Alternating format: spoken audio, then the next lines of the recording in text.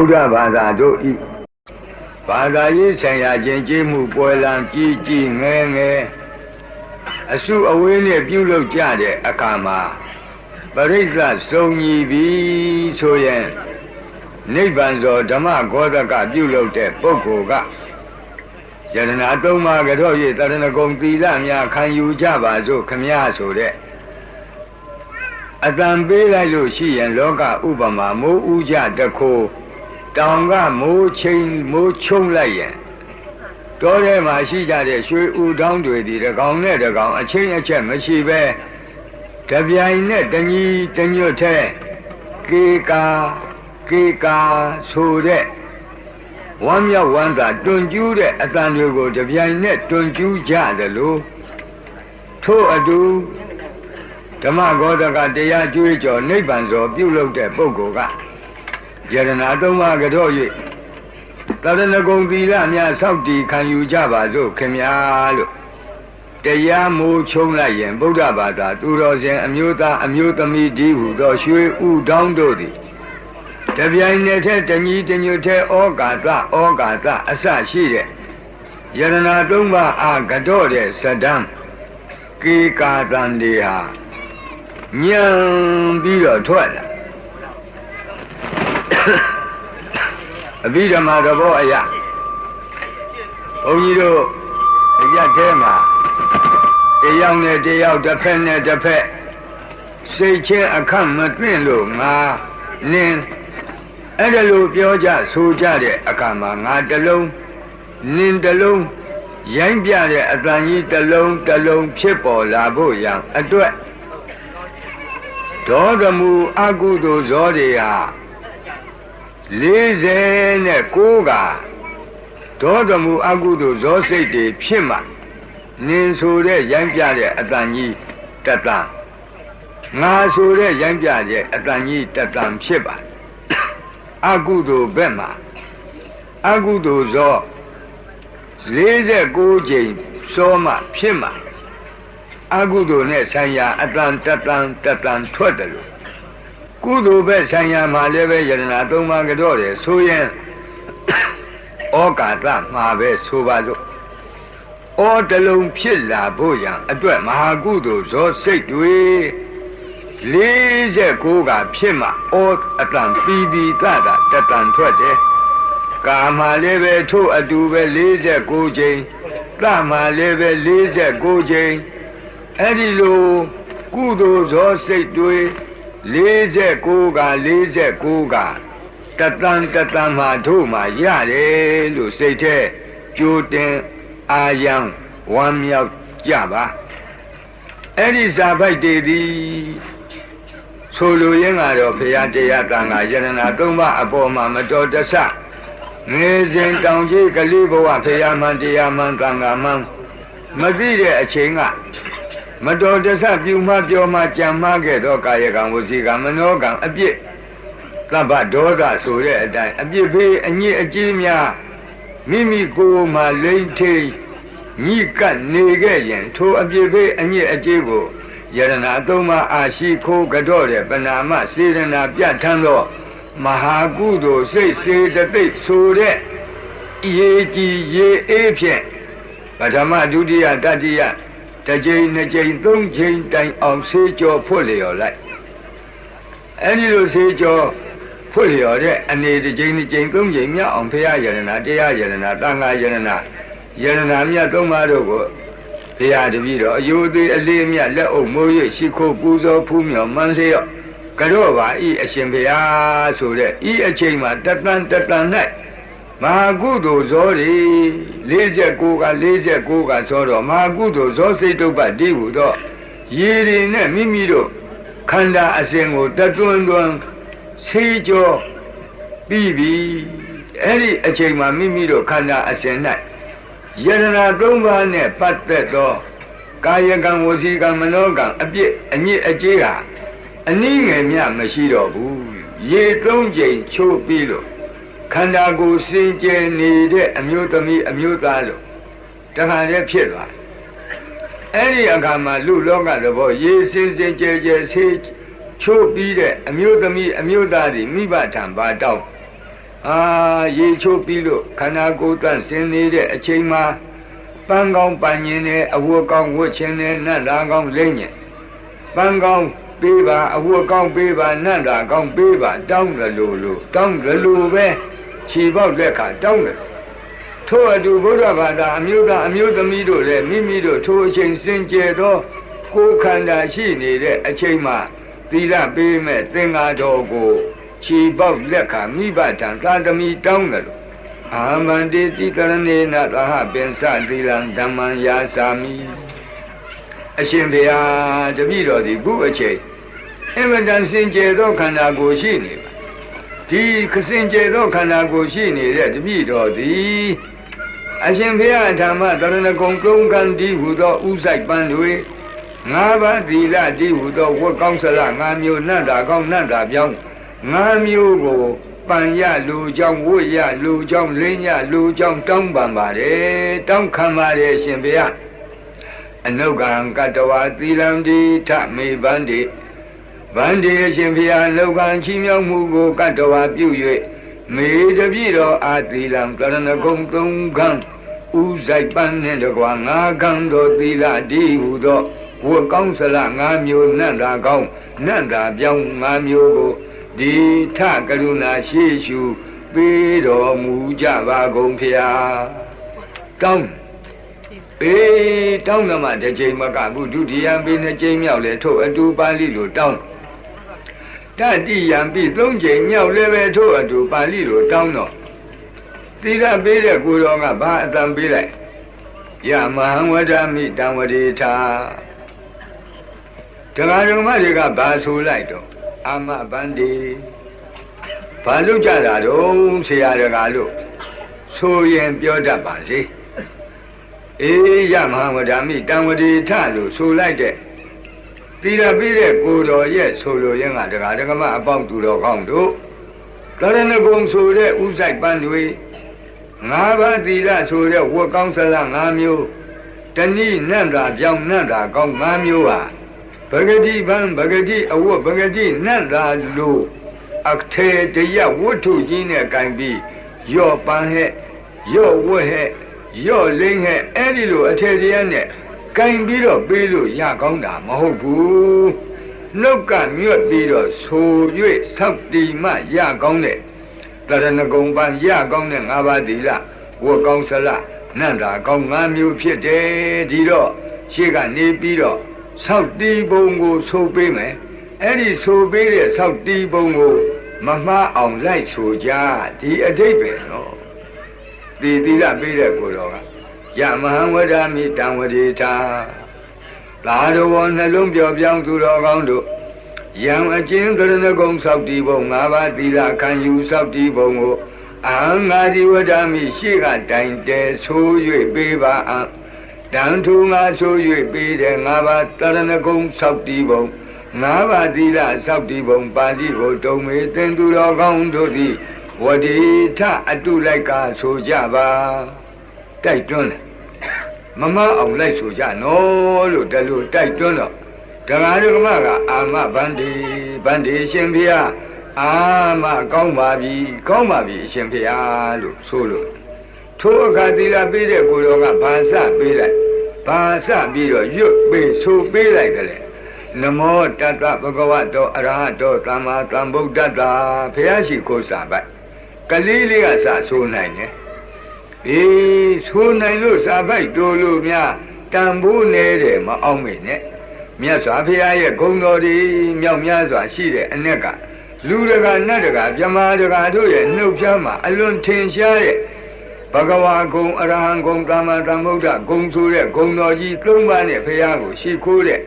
စာပိုက်ဖြစ်ပါတယ်ဒါကြောင့်ဘုရားကရဏဂုံမခံခင်၅ပါးသီလမဆောက်တည်ခင်ရှေးဥစွာမြတ်စွာဘုရားအားတူတူချင်းချင်းနဲ့လူရင်းထိကြိုက်အောင်ရှိခိုးကြအောင်စို့အဓိပ္ပာယ်နဲ့သီလပေးတဲ့ကိုတော်ကနမောတတ္တဗုဒ္ဓဝတ္တောအရဟတောသမ္မာသမ္ဗုဒ္ဓတ္တရှေ့ကတိုင်တယ်ဆိုပေးလိုက်ဒကာဓမ္မတွေကတခေါက်ပဲ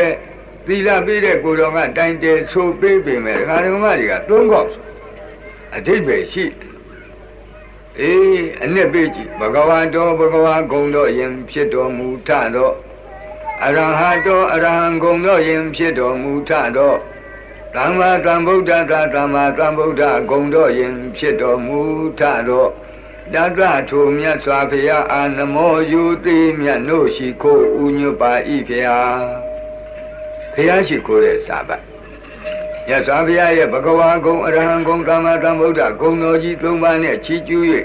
ဘုရားကိုရှိခိုးတဲ့စာပိုက်ဒီစာပိုက်ဖြင့်တရားမင်းကြီးလည်းပဲတက်ကပညာတော့လာပြီးတော့ဘုရားထံလာပြီးတော့အိန္ဒသာလလှိုင်းကူမှာတက်ကပညာတော့နာပြီးလို့သောတာပန်အရိယာဖြစ်တရားဘဝအသိရပြီးတော့ပြန်လာနီးတဲ့အခါမှာပြန်လာနီးကြတော့ဒီနမောတတ္တနဲ့ပဲမြေကြီးကိုလက်နဲ့ပို့ပြီးတော့အတင်မြေကြီးသည်မတုံမလှုပ်တယ်လို့ကျွန်ုပ်လည်းပဲဘုရားယရနာအပေါ်မှာမတုံမလှုပ်လက်ဝင်ယုံကြည်တဲ့လောကုတ္တရာတရဏဂုံတည်တဲ့ပုဂ္ဂိုလ်တရားဆိုတဲ့အဓိပ္ပာယ်နဲ့မြေကြီးလက်နဲ့ပို့ပြီးတော့သူကနမောတတ္တသုံးတော့ဆိုပြီးတော့ရှိခိုးပြန်ထို့အတူပဲဓမ္မတိဗြဟ္မာကြီးများဖရာထံသာပြန်နေဆိုရင်ဒီနမောတတ္တနဲ့ပဲသုံးပါမတ္တရရှိခိုးပြီးတော့ပြန်ည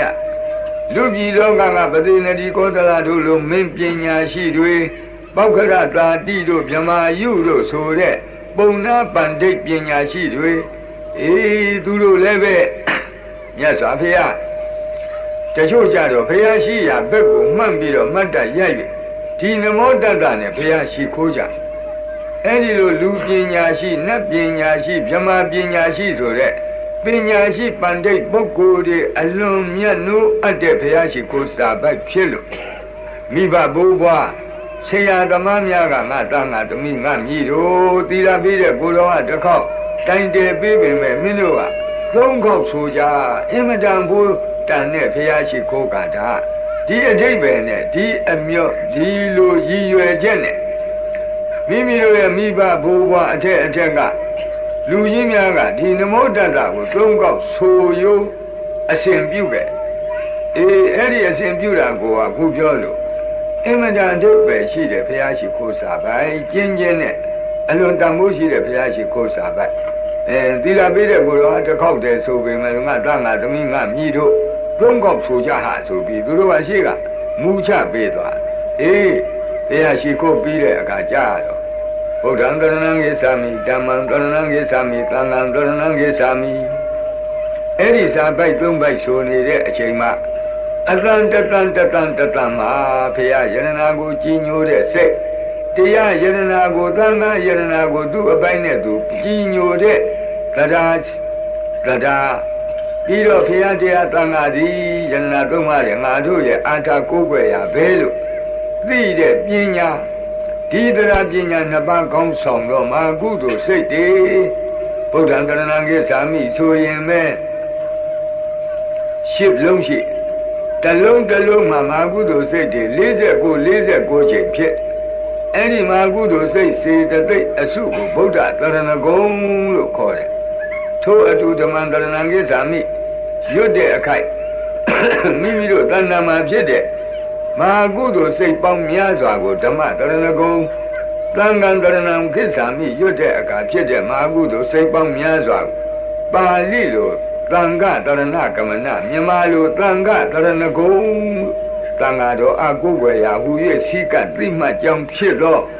မာကုသိုလ်စိတ်စေတသိက်လို့အဓိပ္ပာယ်ရှိပါဥပမာအလင်္ကာနဲ့တင်စားပြောရလို့ရှိရင်အဲ့ဒီစာသုံးပိုက်ရွတ်လိုက်သည်နဲ့တပြိုင်နဲ့အမျိုးသားအမျိုးသမီးတို့ရဲ့ခေါင်းပေါ်မှာဗုဒ္ဓတရဏဂုံဆိုတဲ့ပန်းပွားဓမ္မတရဏဂုံဆိုတဲ့မဟာကုသိုလ်ပန်းပွားသံဃတရဏဂုံဆိုတဲ့မဟာကုသိုလ်ပန်းပွားပန်း30ဆင်းလျက်ပွက်လျက်တင့်တယ်တဲ့တရဏဂုံပန်းကန်ကြီးတစ်ခိုင်ကိုမိမိတို့ပန်းမိဆင်မိကြပြီထိုအခါသီလပေးတဲ့ကိုယ်တော်ကမိဘကသာသမီပန်းတစ်ခိုင်ပန်းတာမြင်တော့လှတော့နောက်ထပ်လှကြည့်ခြင်းလို့သားရဲ့သမီးရဲ့နောက်ထပ်တစ်ခိုင်ပန်းမအောင်ဆိုပြီးအလားသီလပေးတဲ့ကိုယ်တော်ကဒုတိယံပိဗုဒ္ဓံတရဏံဂိသာမိဒုတိယံပိဓမ္မံတရဏံဂိသာမိဒုတိယံပိသံဃံတရဏံဂိသာမိဒုတိယမြောက်တရဏဂုံပန်းငယ်ကြီးကို နှုတ်ကဆိုပြီးတော့ပေးပြန်ဟာတရားတော်မတွေကလည်းပဲဝမ်းမြောက်ဝမ်းသာနှုတ်ကဆို၍ထိုဒုတိယမြောက်တရဏဂုံပန်းငိုင်ကြီးကိုယူကြယူပြီးတော့မိမိတို့ကောင်းပေါ်ပန်းထားလိုက်တယ်ဆိုပါစို့ဒုတိယပြီးဆိုလိုက်တဲ့အခါတရဏဂုံပန်းငိုင်နှစ်ခိုင်မိမိတို့ကောင်းပေါ်မှာမြိုင်မြိုင်ကြီးပန်းမိပြီထိုအခါမိဘလုပ်တဲ့ပုဂ္ဂိုလ်ဟာ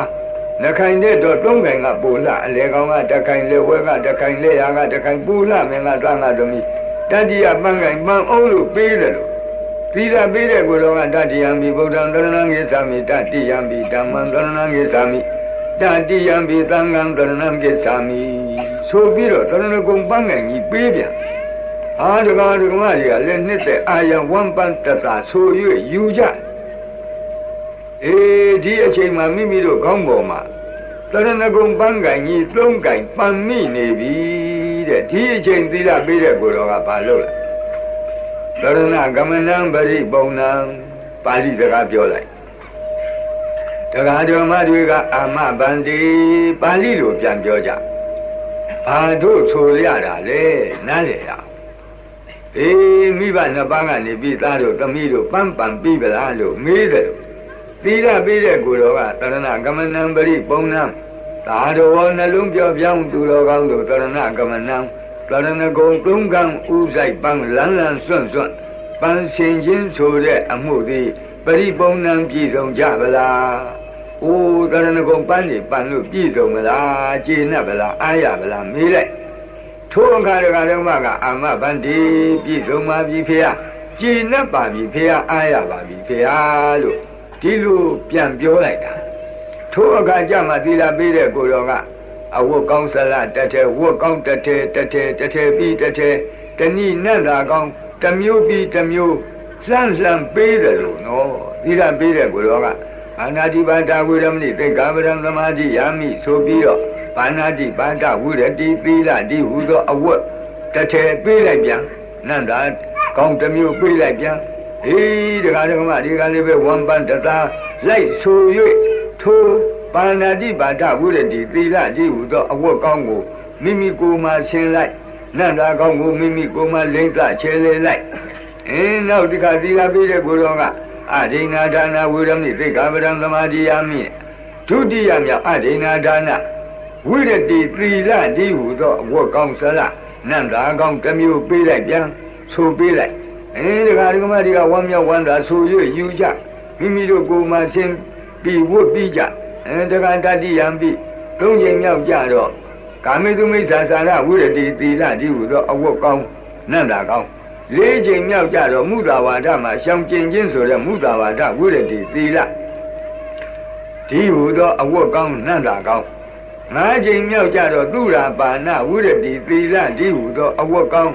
နန္တာကောင်းကိုကင်ဝတ်တော်လိမ့်တော်လို့ဆိုပြီးအလားရှိကတိုင်းတိုင်းဆိုပေး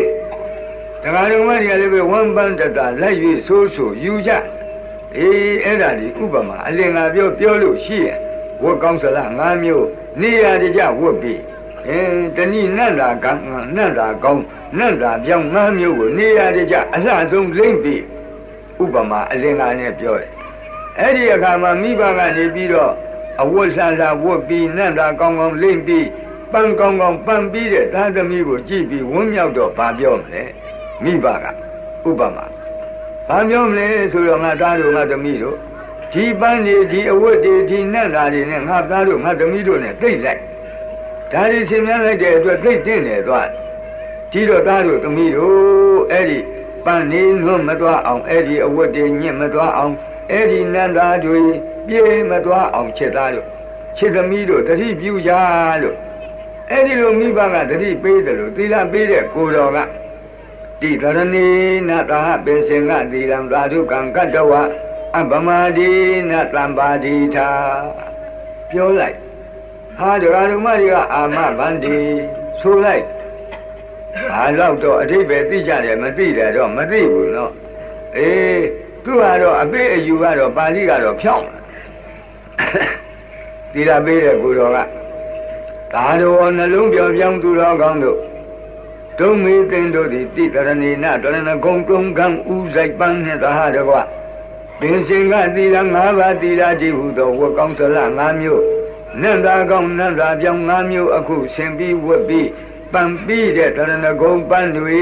သီလကြည့်ဟုသောအဝတ်ကောင်းစလတွေနန္တာကောင်းတွေကိုသာဓုကံကတ္တဝတတိမြဲမြဲမြန်မြန်ထားပြီးတော့အပမဒိနာမမိမလျောတဲ့တတိဖြင့်သံပါတိထတရဏဂုံပန်းတွေနွမ်းမသွားအောင်5ပါးသီလဆိုတဲ့အဝတ်ကောင်းစလ5မျိုးနတ်တာကောင်းနတ်တာပြုံး5မျိုးညစ်မသွားအောင်ပြေမသွားအောင်အေးကြီးစွာသောတတိဆောင်လျက်သံပါတိထမကျိုးမပေါက်မကြားမပြောက်ရအောင်ထိမ့်သိမ့်စောင့်ရှောက်ပြည့်စုံကြပါစေလို့တိုက်တွန်းစကားပြောတာဒီမှာတရားဓမ္မတွေကအာမဗန္ဒီကောင်းပါပြီအရှင်ဘုရားလို့ဝန်ခံလိုက်ကြဤအခုအချိန်นี้မိမိတို့ပြီးခဲ့သောလုပ်ငန်းစဉ်ရဲ့တန်ဖိုးကိုဝန်တာအောင်ပြောပြီးတဲ့အချိန်ဒီအချိန်မှာမိမိတို့ကိုယ်၌ကရဏဂုံတိဟူသောဥဆိုင်ပန်းတွေ5ပါးသီလတိဟူသောအဝတ်ကောင်း5မျိုးနတ်တာကောင်း5မျိုးကိုပန်ပြီးဝတ်ပြီးလိမ့်တပြီးသောအနေမှာဓမ္မနယ်ပယ်ကကြည့်ရင်ရောက်နေတယ်အဲဒီရောက်နေတော့လောက၌အဝတ်ကောင်းဝတ်ပြီးနတ်တာကောင်းလိမ့်ပြီးပန်ကောင်းပန်ပြီးတဲ့အမျိုးသမီးအမျိုးသားတွေဘာလို့လဲမင်္ဂလာပွဲတပင်ဝန်းနေအေးထို့အတူပဲတရဏဂုံပန်ပြီးတော့5ပါးသီလဝတ်ကောင်းစလ5ပါးဝတ်ပြီးတော့နတ်တာကောင်း5မျိုးလိမ့်တပြီးတော့တို့အမျိုးကောင်းသားအမျိုးကောင်းသမီးများသည်တရားမင်္ဂလာပွဲကိုဝင်ကြရအောင်တဲ့